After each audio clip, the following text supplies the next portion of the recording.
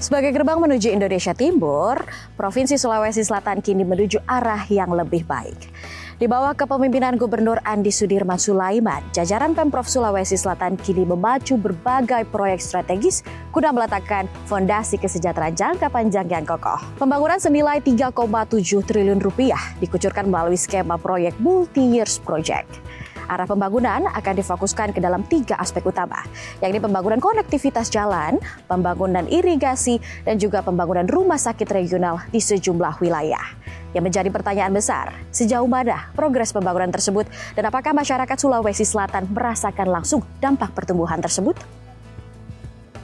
Dengan tenggat waktu hingga 2027, akankah mega proyek ini menjadi stimulus pertumbuhan yang nyata? Bersama saya Tasya Areta dari Sulawesi Selatan untuk Indonesia.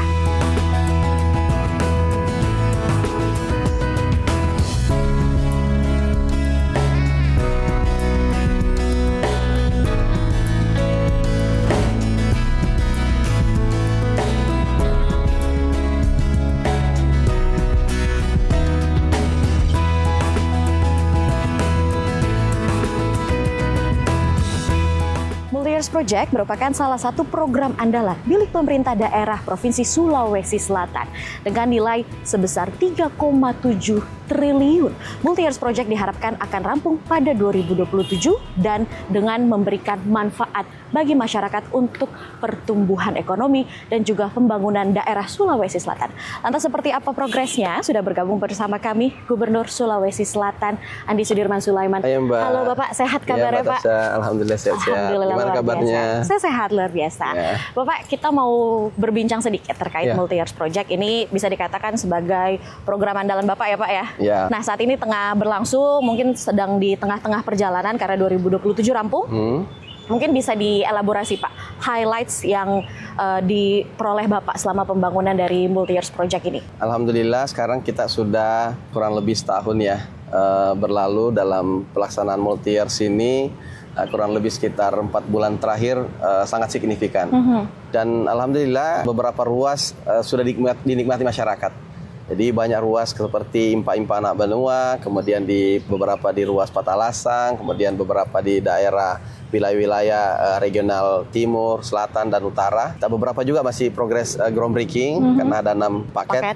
Ya, paket terakhir kemarin di groundbreaking di daerah Buah, wilayah Luwu. Dan alhamdulillah sangat positif respon dan sangat baik progres juga, kualitas kita jaga. Oke, ini sudah bisa dinikmati oleh masyarakat. Dan kalau kita bicara terkait si Multi-Years Project ini, ada 3 fokus ya Pak, infrastruktur, irigasi, dan juga kesehatan. Sebelum kita berbincang lebih dalam lagi terkait 3 fokus itu, apa sih Pak yang melatar belakangi 3 fokus ini harus menjadi pembangunan utama di Sulawesi Selatan? Kami melihat problem masyarakat selama ini adalah mobilitas.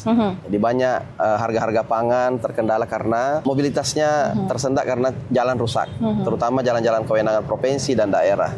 Dan dari situlah kita dari top 10 prioritas yang paling tinggi itu kebutuhan masyarakat adalah jalan. Jalan dulu. Karena dia adalah urat nadi daripada distribusi barang dan jasa. Yang kedua adalah masalah kesehatan. Karena kita tahu bagaimana kesehatan itu terjangkau tapi juga menjangkau. Bagaimana menjangkau fasilitas kepada daerah. Makanya ada kita rumah sakit regional yang sudah dibangun tahun sebelumnya waktu kami gubernur di Bone. Dan juga ada sekarang kita mau bangun di daerah Luwu dan kemudian di daerah selatan di Goa. Yang ketiga tentang irigasi, kita tahu kita lumbung pangan, maka setelah ada ketetapan pemerintah terkait masalah harga dari Kementerian Pertanian, tentu terima kasih kepada Bapak Presiden Prabowo dan juga Menteri Pertanian, kita support dengan irigasi. Bapak juga aktif membagikan progres pembangunan dari Multi-Years Project ini di laman sosial media Bapak. Respon masyarakat terkait pembangunan ini sejauh ini bagaimana? Jadi respon masyarakat alhamdulillah ya, karena selama saya posting itu tidak lain adalah pertanggungjawaban dari kepala daerah tentang apa yang kami kerjakan dan sudah sampai di mana kami. Artinya where we are lah terkait masalah itu, supaya memberikan juga masyarakat bahwa kita ini sedang mengerjakan tapi tahapan. Kenapa? Karena banyak juga pekerjaan-pekerjaan yang sedang ditunggu, ini sudah sampai di mana. Yang sampai pekerjaan ini tidak dijalankan atau kita hanya persoalan waktu saja. Pak, ini nggak afdol rasanya kalau kita nggak lihat langsung gimana progresnya. Kita bagus Mbak, kalau Mbak Tasya langsung lihat lokasi supaya lebih real. Betul, saya boleh diajak sama Bapak? Boleh, ayo kita pergi.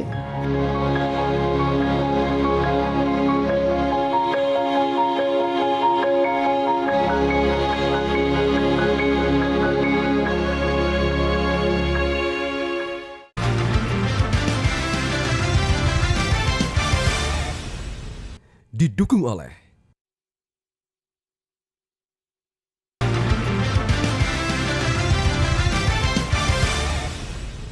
Didukung oleh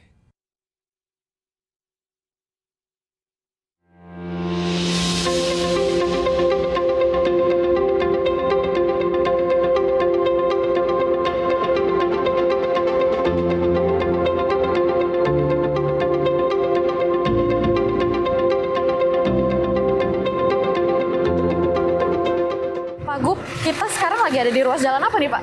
Nah, ini jalan Hertasni Arupala, Mbak. Jadi dari arah Makassar ke arah Goa. Jadi ini kita sudah di perbatasan Goa. Perbatasan Goa. Ya. Terus kita pakai apa nih Pak nih? Nah, ini APD Mbak khusus untuk wilayah memasuki wilayah area kerja. Kita berada di area konstruksi untuk paket 1 multi-year project, Mbak. Oke, kita harus safety juga ya Pak di Safety tengah juga proyek. karena Oke. untuk aturan daripada pengerjaan jalan. Oke, nah ini paket 1 termasuk dalam multi-years project, berarti dari keseluruhan paket progresnya sudah seperti apa Bapak? Nah, ini alhamdulillah progresnya Mbak dari 6 progres. Inilah yang paling agak progresif. Sekarang sudah 14% dan total paket 1 sudah 18%, Mbak. Untuk paket 1 keseluruhan Paket 1 ruas jalan. Kalau paket 1 itu ada berapa ruas jalan yang Ada diperbaiki? 13 ruas, Mbak. Oh, ada 13 13 ruas. ruas. Nah, untuk ruas-ruas jalan dari keseluruhan paket ini rata 13 ruas atau sesuai dengan kebutuhan sampai dengan 1000 km sesuai dengan target? Kita semua yang paling rusak berat dulu kita kerjakan. Dan dari total semua itu ada sekitar 1000 kilo ini, paket 1 ini kita kerjakan memang ruas-ruas seperti Hertasni Arupala ke arah Malino, Patalasang, kemudian ada juga beberapa spot di wilayah-wilayah yang bukan di Kabupaten Goa, di luar daripada Goa dan Makassar. Tapi ini totalnya 430 miliar, Mbak. 430 miliar. Memang agak Untuk besar. ruas jalan paket 1 saja? Paket 1 saja. Nah, ini juga di beton, Mbak, karena memang ada daerah yang kurang bagus untuk aspal karena kondisi tanah di bawahnya. Oh, gitu. Ketika pembebanan, di sini kan banyak melintas truk besar juga dari arah Goa, Malino ke Makassar. Sehingga memang harus butuh penguatan yang cukup. Oke. Kalau kita gunakan material-material yang aspal ataupun kurang lebih material apa gitu, rusak lagi. akan pembebanannya nggak masuk. Ini Dan menyambung Pak. Tadi kami sempat berbicara dengan salah satu warga ya. Jadi katanya jalanan ini adalah salah satu yang lumayan sering rusak. Berarti dengan dibangunnya menggunakan beton itu sudah menjadi solusi. Insya Allah itu jadi solusi. Kalau kita berlanjut lagi ke paket selanjutnya, ini untuk paket 2. Untuk wilayah Ya. penyangga Makassar, ditargetkan total 209,38 km jalan. Salah satu jalan yang dinanti warga adalah pengerjaan poros batas kota Makassar Botoramba di Kabupaten Goa sebanyak 19,62 km yang progresnya sudah hampir setengahnya, Ya. sudah hampir rampung. Dengan sisa target di 2027. Ya. Target rampungnya multi-years project termasuk konektivitas infrastruktur. Apakah Bapak optimis bisa rampung? Insya Allah Mbak, karena sudah ada kayak progress S-curve-nya. Kurva pengerjaan jalan, kapan pembebanan maksimal, kapan kemudian kita kerjakan ruas mana, dan itu sudah dibagi kelompok per section, per quarter di 2026 dan 2027. Oke. Kita sebelum melaksanakan proyek memang sudah ada tahapan-tahapan termasuk kapan dikerjakan yang mana. Dan Ya, kita Pak. mempertimbangkan juga tentang cash flow penganggaran kita juga. Termasuk pengerjaan Gimana tuh, karena Pak? di tengah kondisi efisiensi dan semuanya, tentu kita harus mempertimbangkan Iya. kemampuan bayar dan juga kemampuan kontraktor mengerjakan dan juga tentu masyarakat juga kita tidak semua langsung dikerjakan. Ini kemarin Bapak baru saja pembangunan ruas buah Rantai Pau. Buah Rantai Pau. Buah Rantai Pau. Ini katanya sudah bertahun-tahun rusak dan baru kemarin di groundbreaking. Alasannya kenapa lama Pak? Kami melihat bahwa itu juga termasuk prioritas kami karena akses ini strategis Mbak, menghubungkan bandara dengan akses Toraja, kemudian Luwu, dan juga memang masyarakat situ sangat membutuhkan karena sudah lama Mbak berdebu dan sebagainya. Ini juga akses distribusi barang dan jasa Mbak. Kita juga ada anggaran-anggaran tahunan yang sifatnya pemeliharaan, meskipun tidak banyak, tetapi paling tidak mencegah kerusakan sebenarnya. Alhamdulillah ini 2 kali daripada periode saya waktu kemarin sebagai wakil gubernur dan gubernur untuk jalan yang panjang sekarang. Oke. Karena memang kita fokuskan karena kebutuhan masyarakat sudah mulai sangat-sangat urgent. Urgensinya terlihat dari situ ya Pak, Ya. makanya dibangun. Pak, dari proses pembangunan ini ada kendala nggak sih Pak yang paling terasa? Di pas pedestrian ataupun saluran yang banyak ada beberapa bangunan di atas saluran. Harus dibongkar, Oh, iya. ya bangunan-bangunan revitalisasi ya? bangunan masyarakat yang melewati batas sempadan jalan. Sehingga kami mau bongkar itu tentu harus menegosiasi lagi untuk kasih mundur. Nah, ada beberapa kendala di situ. Yang kedua, kendalanya ya ini macet, Mbak. Ini banyak kasihan masyarakat macet Tapi saya bilang enggak apa-apa, kita ini agak sabar-sabar sedikit. Dan insya Allah kalau sudah terbuka akan luas itu. Yang ketiga, kadang-kadang cuaca dalam waktu pekerjaan. Kalau misalnya ada hujan atau apa. Tapi alhamdulillah sekarang ini alhamdulillah agak bagus. Agak bagus ya Pak. Mungkin Pak terakhir yang diharapkan untuk pembangunan jalan ini bagi masyarakat Sulawesi Selatan terkhususkan untuk perputaran ekonomi yang terjadi di dalam ya Pak? Ya ini kan banyak Mbak, kalau beton begini lumayan banyak pekerjanya. Jadi banyak menyerap tenaga kerja, kemudian banyak juga pergerakan ekonomi sekitar. Karena pekerja ini pasti ada jual beli, pasti ada juga UMKM, ada juga tentang suplai-suplai material. Ini material semuanya dari Sulsel semua. Oke, termasuk kontraktor ya? Termasuk kontraktornya, kita minta kontraktornya dari nasional standarnya, tapi wajib kerjasama lokalnya. Minimal 40% wajib kerjasama. Makanya mereka ada KSO dengan lokal. Jadi terberdaya masyarakat. Ya, supaya ekonomi tetap bergerak. Tapi kualitas spek tetap standar harus nasional. Jadi seperti itu ya Pak ya. Pak, MYP kan ada 3 ya. Selain konektivitas jalan, ada pembangunan irigasi. Irigasi dan rumah sakit. Rumah sakit. Pembangunan irigasi dan rumah sakit ini progresnya udah gimana Pak? Ayo kita lihat salah satu irigasi kita yang lagi dalam proses pengerjaan. Ada di Pangkep. Oke, menuju ke sana. Dulu macet terus, rusak sekali, sebelumnya diperbaiki. Mudah-mudahan cepat selesai juga ini Kak. Iya, karena macetnya hari-hari aja. Dulu saat jalan rusak itu gimana Pak? Sempat ada pernah jatuh Pak di sini? Oh iya, pernah Kak. Sampai-sampai ada mobil di situ yang depannya. Ada lubang, keras Pak. Ada pernah pecah bangnya di situ. Iya, sama. Jadi sebenarnya membahayakan ya? Iya, membahayakan. Tapi bagi masyarakat sekarang, pengguna jalan mudah-mudahan baik.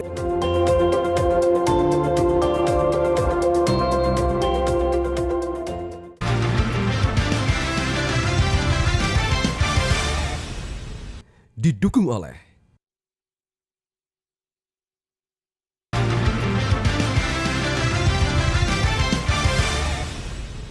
Didukung oleh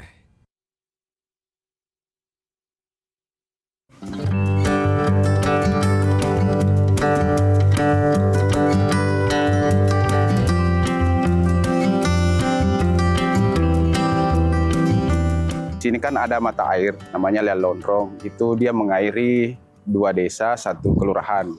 Nah, itu airnya digilir Bu. Cuma keluhannya di sini, seperti tadi didengar bahwa ketika gilirannya itu kadang air yang sampai itu tidak seperti air yang dilepas di atas. Maksudnya di atas mungkin besar airnya, di sini tidak seperti itu karena salurannya ini banyak yang bocor. Apalagi di sini Bu, di Panaikan situ ada IP 300. Artinya IP 300 itu tanam 3 kali setahun. Cuman belum maksimal. Kita mau maksimalkan tapi memang debit air ketika kemarau sudah datang itu debit air dari Lian Lonrong tidak memenuhi, tidak mampu. Jadi kami berharap kalau memang pemerintah mau memaksimalkan, mungkin bisa dibantu kami dengan pengadaan sumur bor. Karena hujan kan tidak bisa, maksudnya ya kadang ada nanti tidak bisa kita Beda kalau air irigasi sama sumur bor, ketika kita butuh bisa kita langsung pompa atau aliri.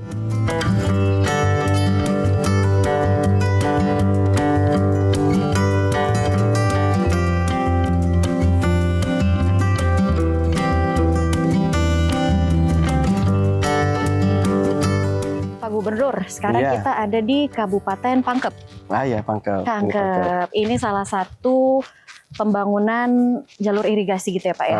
Alasan dari irigasi sendiri ke sejumlah 4 paket di daerah-daerah tersebut ini alasannya apa Pak? Apakah 4 daerah tersebut ini perlu dengan irigasi yang lebih memadai atau bagaimana? Jadi kita paketkan itu karena wilayah Mbak. Jadi memang wilayah di tempat ini ada wilayah regional selatan, ada utara dan ada yang bagian timur Sulsel. Jadi kita regional paket dalam rangka memang supaya memudahkan pekerja itu untuk membuat pekerjaannya lebih terintegral satu wilayah.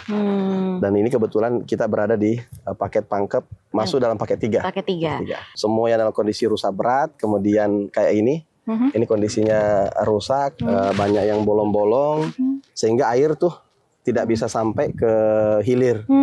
Jadi di atas-atas doang, terus sampai di sini debitnya semakin berkurang, sehingga masyarakat tidak optimal pemanfaatannya pada waktu kebutuhan padi. Iya, betul-betul. Nah, sehingga banyak losses kebocoran-kebocoran di sepanjang jaringan. Nah, ini kita perbaiki jaringannya. Nah, itu menarik Pak. Tadi kami juga sempat berdiskusi dengan salah satu petani ya. Itu yang menjadi keluhannya. Ya. Jadi hasil taninya jadi menurun karena airnya tidak sampai ke mereka. Tidak sampai ke mereka. Nanti setelah sudah diperbaiki, kira-kira peningkatan dari penyerapan air ke sawah dan juga hasil tani ini dipercaya akan meningkat berapa persen mungkin? Ini bisa nanti naik IP-nya sampai 300. Kalau IP 300 itu bisa 3 kali. Atau let's say 5 kali dalam 2 tahun. Jadi yang tadinya mungkin sekitar 800 hektar saja, bisa sampai 1.100 atau bahkan 1.200. Kembalikan ke recovery total seperti awal waktu didesain ini barang. Nah, ini bisa membawa air ke semua jaringan yang terjangkau dan bahkan ada tambahan plus karena begitu kembali dipulihkan dia bisa ada penambahan debit sehingga mereka produktivitasnya jadi naik karena begitu habis panen bisa lagi karena masih ada air kerja lagi jadi bisa sampai 2,5 bulan kemudian 3 kali setahun atau bisa paling tidak ya 5 kali dalam 2 tahun. Untuk memastikan hal tersebut tepat sasaran, tepat target itu bagaimana Pak? Kita ini ada pengawasan dan kemudian pekerjaannya itu kita selalu pantau. Makanya kami rajin-rajin turun itu dalam rangka untuk bagaimana memastikan kondisi spek tidak nanti pas selesai baru sudah jauh ternyata tidak sesuai baru kita harus bongkar lagi dan kita juga sekaligus memberitahukan ke masyarakat ada pekerjaan supaya masyarakat juga bisa mengawasi. Sehingga laporan sekarang kan sudah banyak medsos bisa posting-posting. Kasih tahu ketika Pak Gubernur ini ada yang salah pekerjaannya, apakah salah atau benar. Nah, kita bisa ada cross check lah. Sebenarnya kan ini kita berbicara terkait di paket 3 saja. Tapi untuk paket 1, paket 2 dan juga paket 4 sejauh ini progresnya itu sudah seperti apa? Sudah progres semua. Paket kemarin kami kunjungi paket 2. Ada juga paket 4 yang di wilayah regional Lu dan Toraja. Semuanya sudah progres, Mbak. Alhamdulillah, let's say ada yang sampai ruas yang sudah mulai 50%, ada yang masih 20%, 30% karena tahapan. Ada juga yang sudah bagus peningkatannya. Jadi praktis bahwa pekerjaan kita ini sesuai jadwal. Sesuai jadwal 2027. 2027 rampung dengan semua. Anggaran 500 miliar dari total pagu kita 780. Ternyata kita setelah hitung kalkulasi optimasi, kita dapat 500 miliar untuk 54.000 hektar. Oh gitu? Sudah bisa direkover jadi kembali. 54.000 hektar ini hanya membutuhkan kurang lebih 500 miliar. Oh gitu? Iya, karena luar biasa ini sekali.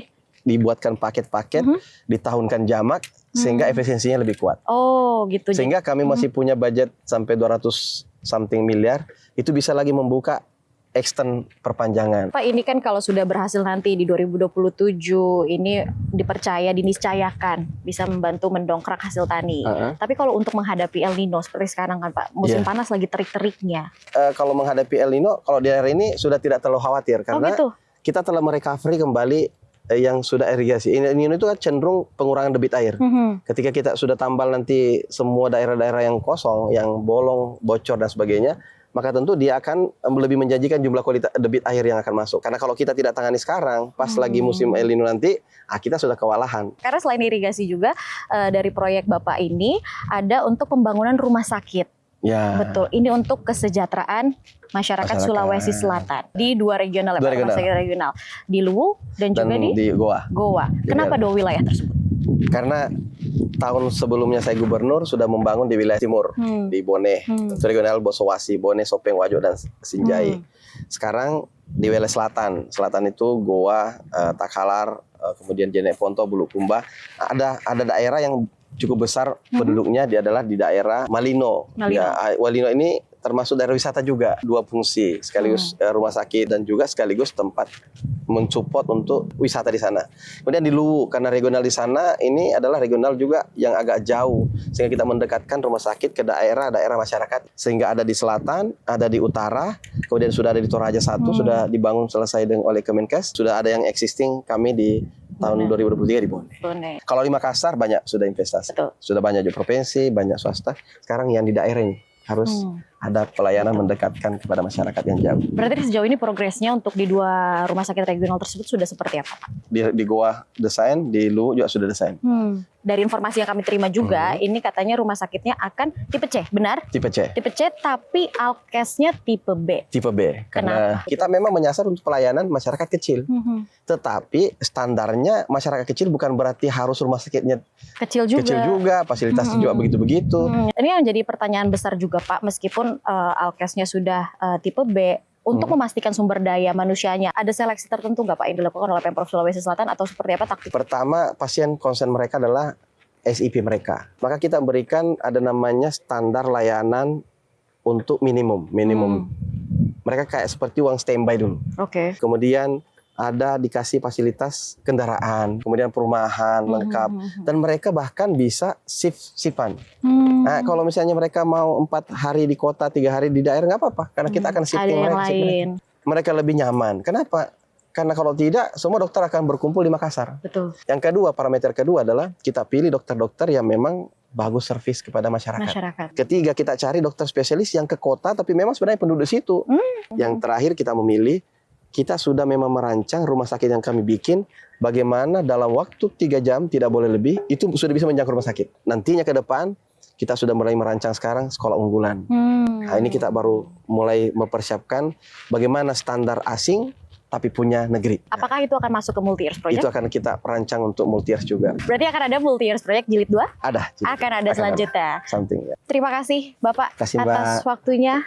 Itu dia tadi wawancara bersama dengan Gubernur Sulawesi Selatan Andi Sudirman Sulaiman. Terima kasih Bapak atas waktunya karena memang legasi yang ditinggalkan oleh pemimpin adalah bagaimana karya yang ditinggalkan untuk masyarakat Sulawesi Selatan.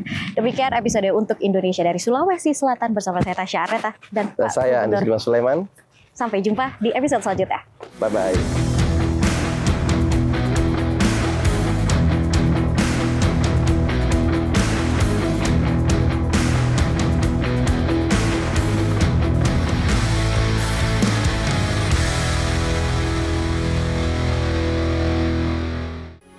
Metro TV.